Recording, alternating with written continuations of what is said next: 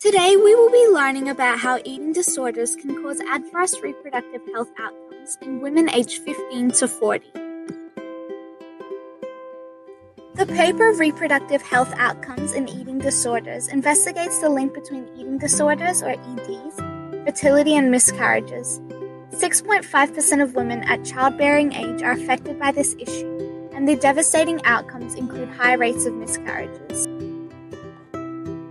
This paper undermines the misunderstanding that women suffering from EDs are unable to fall pregnant, although it should be noted that the study does confirm that EDs negatively affects the menstrual cycle, often resulting in irregular periods. The research question addressed is how are eating disorders connected to the reproductive health outcomes in female populations. It was hypothesized that individuals treated for EDs would have less children, more miscarriages, and more extensive treatment for infertility when compared to the control group. In order to answer this question, 2,257 females being treated at an eating disorder clinic from 1995 to 2010 were compared with a matched control of 9,028 people from the Central Population Register. The patients and controls were matched by age and geographical location, and patients were diagnosed with anorexia, bulimia, or binge eating disorder. A register-based data collection on the number of pregnancies, childbirths, and miscarriages, and treatments for infertility was used to determine the reproductive health results. Thus, this paper is a cohort study. Results from the study shows that patients in the clinic had a lower chance of having a successful pregnancy, and that childbirth rates were much lower for these women.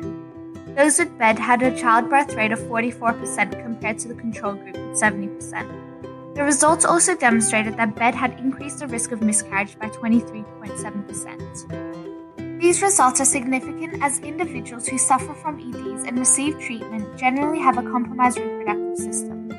It's common for women with lifetime EDs to have no children, indicating serious reproductive health consequences, and it can often result in comorbid psychiatric conditions. Thus, it has a mental and physical impact on women. The limitation of this study is that it was only carried out in Finland. Matching patients solely on age and geographical location wasn't comparable. Relationship and economic status should be accounted for as well. This study stresses the need to constantly monitor women who struggle or have struggled with EDs, so to prevent detrimental reproductive health outcomes. More studies on women suffering with BED and its effect on fertility and miscarriages should be conducted.